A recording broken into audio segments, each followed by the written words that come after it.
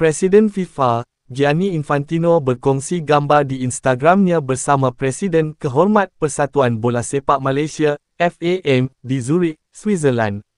Kehadiran Tan Sri Hamidin di Ibu Pejabat FIFA di Zurich, sejurus selepas keputusan hukuman sebagai satu usaha pantas FAM untuk menyelesaikan isu yang mengancam persiapan skuad kebangsaan.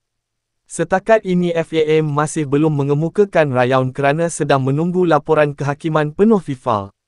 Namun, seperti yang diperhatikan wajah Tan Sri Hamidin yang dilihat agak ketat, mungkin mencerminkan betapa mencabarnya isu yang sedang dihadapi dan tingginya tekanan yang dipikul untuk memastikan nasib pemain dan maruah bola sepak Malaysia dapat dipertahankan. Sekian info daripada saya, salam hormat. Saya sebagai penyokong Tegar Harimau Malaya mengharapkan isu ini dapat diselesaikan dengan cepat agar pemain-pemain warisan dapat turunkan menentang Loes menjelang aksi kelayakan Piala Asia.